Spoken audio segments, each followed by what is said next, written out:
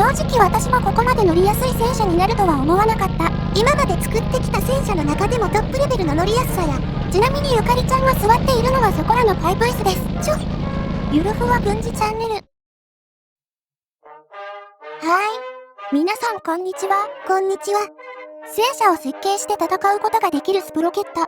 今回は非常に多くリクエストをいただいた戦車を作っていこうと思います。みんなありがとな。それでどんなの作るん？機動戦士ガンダムシリーズで有名な61式戦車だね。その中でもこの5型を作っていきます。待て、これめちゃ複雑やで。それが多分今までで一番多くリクエストをいただいていたんだよね。それにちょっと前に連想法が作れるようになって、作ってほしいってコメントも大発生。もうやるしかないやん。無事に完成するのか、不安しかないのですが、後ろで作っているのは車体構造です。長さとかはどんだけあるん？公式のデータとして車体長 9.2 メートル、幅 4.9 メートル、高さ 3.9 メートルだね。現代の M1 エイブラムスより1メートル以上大きいサイズ感かな。それなりに大型ってことか。はい、この手の戦車を作る上で重要なのは、サイズ感を合わせることなのですが、荷台の幅など細かい長さの記載はありませんでした。どうするん？その時はプラモデルなどから幅を導き出します。長さ測ることもしとるんか。荷台の幅は87センチ程度だね。同じように天輪などのサイズも測って、大体合わせれば完成です。それでは車体を触っていきましょう。ここの部分の傾斜は30度。天板はよくわからなかったので、今はこんな感じにしておきましょう。大体でええんやな。今回はフェンダーも自作します。こんな感じで伸ばして、先っちょはエクステンドしてから下げれば完成ですね。このくらいはもう簡単に作れるな。車体パーツの設置位置を間違わないようにこのようなものを作ります。これは毎回おなじみやな。横から撮影した参考画像も同じように4分割しておくと、砲塔などの位置も間違わなくなりますよ。はい、車体を作っていくのですが、今回は前後を別々に作ることにしました。形状が違う場合は無難に別々にした方がええんやな。車体を細かく分割して作る方法は失敗する可能性も高いので、無難に分けて作った方がいいね。ゆるふわ軍事チャンネル。なんとなく車体は出来上がったので、細かい装飾をつけていきます。いつもみたいに砲塔は先に作らんのか。今回はサイズ感がよくわからず失敗する恐れもあるので、まずはこういった装飾から先に乗せていくことにしました。これは車体前方の部分ですね。このゲームは装飾用のパーツは個別に作ることができないため、このような四角い形の砲塔を加工して作り上げる必要があります。だから砲塔パーツとか言っとるんか。作り終わったらこのように車体に取り付けるということを繰り返します。戦車が複雑になればなるほどパーツの数も多くなると、そういうことになるね。ちなみに聞くけど今回何個乗せたん？ 116 個だよ。116？ やばいことになっていますが、一応形状の保存と読み出し機能があるので、片方作れば反対側は位置の移動だけですね。これがなかったら倍以上時間かかるってことか。このようなパーツも作って車体前面は完成ですね。おお、いい感じやん。それではフェンダー周辺を作っていきます。これもかなり特徴的な形状しとるな。最初に作るのはこの部分ですね。この出っ張りなんなん？追加走行的な何かと思ったんだけど、ウィキペディアによると雑具箱って書かれてるね。知らなかったんだけど、戦車の砲塔の後ろとかについているこれが雑具箱と呼ばれているそうです。ちゃんとした名前があるんやな。こんな感じでシュッとして、分割するためつけた棒を見ながら折れる位置を確認します。こういう時に使うんか。ちょこっと傾斜させて。車体前方のライトも作って、雑具箱をガッチャンさせれば完成ですね。この音好きやな。次にサイドスカートを作っていくのですが、このような砲塔パーツを追加するときは、一度車体本体を選択してから乗せる必要があります。こうしないと今作ったパーツが消えます。今一瞬消えとったな。あと、必ず水平のところに置いてから加工を始めます。どうして？斜めのところに置くとパーツも斜めに設置され、加工していくと変形したりズレが必ず出てきます。これめっちゃ重要やん。この部分の形状は垂直でとても作りやすい。このサイドスカートは作品ではサイドアーマーという表現がされているので装甲板ですね。これ結構な厚さあるで。何が詰まっているのかは不明ですが、私が測ったところ厚さは300ミリありました。待て、30センチやん。塗装でごまかそうとも思ったのですが、くぼみも作って、あとは後ろに伸ばしましょう。忘れず角を落とせば完成です。戦車っぽくなってきたやん。次に車体上面の装飾をつけていきます。これも参考画像を見ながら一つずつ加工していきます。形状自体はそこまで難しいってこともないか。そうなんだけど、この部分で混乱が発生。参考画像と作った車体が合わないと、どこが違うのか、確認するのにかなり時間を取られてしまいます。この周りには砲塔がかぶさるので、それっぽい形にして次に進みます。上面にはこのようなパーツもついていました。これなんなん？もしかしたら動力関連の装飾かもしれません。はい、この部分も一応完成しました。やん。細かい線は塗装で入れることにします。また尺が長くなりそうなのでサクッと作っていきます。次は特徴的な砲塔下部の構造。これは現実の戦車にはないような構造やな。似たものとなると戦艦とかだね。せや、戦艦の砲塔についとるやつや。つまり戦艦の護衛要素も取り入れた戦車ということになるね。なんて？専門用語ではバーベットと呼ばれているそうなのですが、こういった構造もあえて見えるようにつけてくるのが、この戦車のバランスや見た目がいいことにつながっているのかもしれません。デザインした人すごいな。ずんこのオリジナル戦車とは天地の差や。ちなみにこのリングの直径は3メートル近くありますよ。3メートルもあるん？ここで作り忘れていた動力周りの構造を作っておきます。あれ、これ前作ったマゼラアタックのやつに似とるな。双方に構造的な共通点があるのかは、きっと詳しい視聴者さんが教えてくれるはずです。視聴者さん頼みにすんな。それでは砲塔を作っていきます。形状としてはこれまで作ったことがないような形をしていますね。平たくて長い現代戦車のような形やな。サイズは幅が3メートル40センチ、最も厚いところで高さは90センチくらいありました。前後の長さは5メートル20センチくらいだね。砲塔は一つのパーツから作るん？そこまで複雑な形ではないので、今回は一つのパーツから作ろうと思います。大雑把な形はできたので、あとは形状と高さを合わせていきます。先っちょの底はちょっと上がってる感じ。シュッと傾斜させて。砲塔の後ろの部分もちょっと上がってる感じ。この位置に砲手兼社長用のキューポラがあったので仮設置しておきましょう。位置は分割したものと比較して合わせといた方がええな。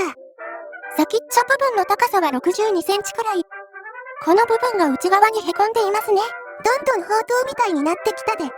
砲塔の下にターレットリング的な構造も見えたので一応作っておきました。お椀型なんか。できたらいやらしくなっちゃうんですね。なんて？砲塔上部には多分砲手用の覗き窓があったので仮搭載します。はい、細かいところは後から直すとして、とりあえず砲塔は完成。やん。砲身を乗せる前に付け根にある構造も作りました。それでは四方を乗せていきましょう。やだ、ちっちゃくてかわいい。これ前もやっとったな。あれ、そうだっけ？真面目に作ると発射する砲弾は155ミリ。砲身は付け根の部分から5メートル70センチくらいありました。ということは、砲塔と砲身を合わせて11メートル近くあるってことか。かなり巨大な構造ですね。目安としては40から45口径はあったと思います。そして、この61式戦車は連装砲でした。みんな来たで連装砲。この時点で攻撃力の強さを感じますね。それでは全体的な形は完成したので、細かい装飾を乗せて仕上げていきます。まず砲身付け根を盛ります。次に砲塔後部の柵のような構造。この戦車で一番時間がかかったのは実はこの部分です。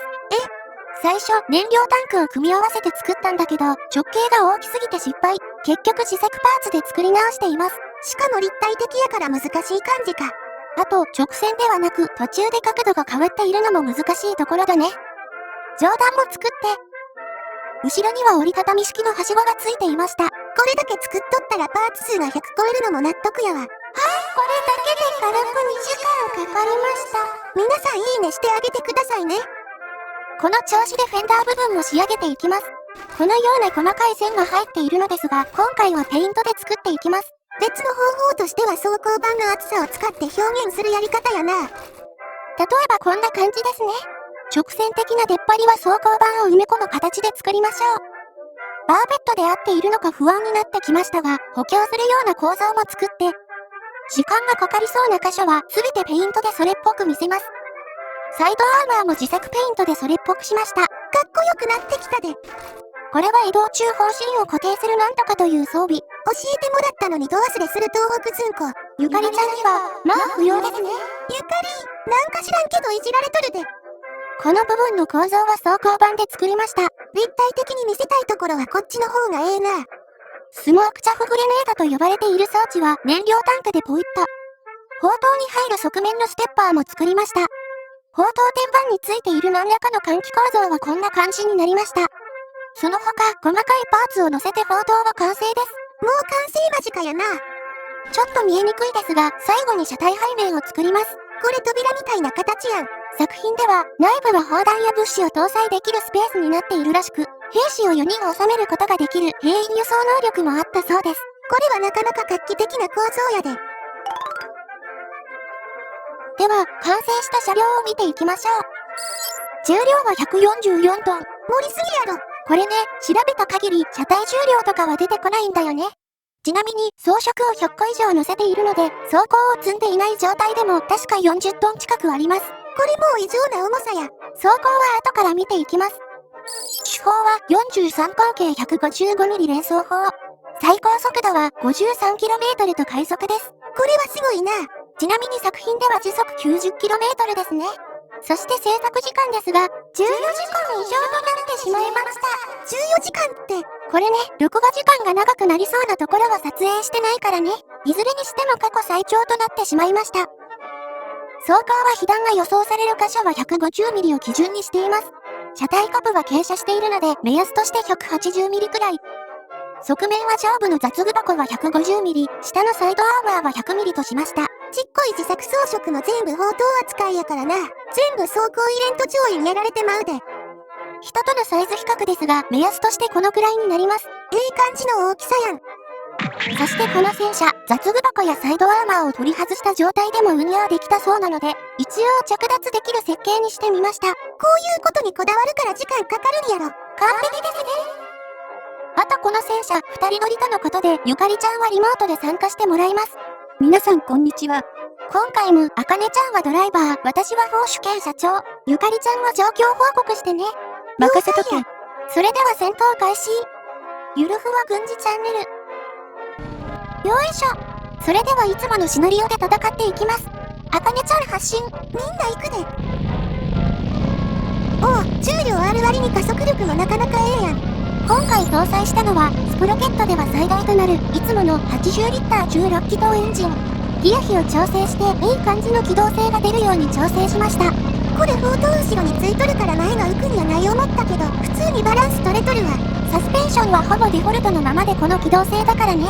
正直私はここまで乗りやすい戦車になるとは思わなかった。今まで作ってきた戦車の中でもトップレベルの乗りやすさや。ちなみにゆかりちゃんは座っているのはそこらのパイプ椅子です。座り心地はいいぞ。跳ねないからな。では砲塔も異常はないので敵さんをいきり散らしていきましょう。ところで椅子についているこの太いケーブルは10時の方向、丘の下に敵戦車。まずはこの軽戦車ですね。ポイッと撃破。一発命中、もう一発は長弾、撃破。余裕の音ですね。ちなみに左右の装填速度を調整して交互に撃てるように設定しています。命中、敵戦車、炎上。次は右の方針。射撃ミス。ちっちゃい敵さんはすばしっこいからね。正面から敵戦車来とるで。こっち先にやりますか。ポイント。敵戦車、炎上。ポイント。2回切断。あれ？てかさっきからめちゃ砲弾食らっとるで。150mm 積んでるから安心安全。砲弾、命中。撃破できとらんでこれ。くらえ、何かというか、いつもおかしい 155mm 砲。外れました。下から敵さん来とるで。よいしょ。敵戦車撃破。マジ？おいゆかり、信号途絶えたで。これね、ゆかりちゃんにも戦闘を体験してもらおうと思って、画面のところにシートヒーターを入れておいたんだよね。それでどうやらブレーカーが落ちたっぽい。どんだけ大電流流しとるんや。何笑てんねん。ちょっと忙しいからそれどころじゃない。むちゃくちゃやろ。やりました。敵戦車撃破です。右に敵さん。くらえ、お尻に積んだ野郎のお時間です。ノーダメージは全然効いとらん。くらえ、お尻に積んだ野郎のお時間です。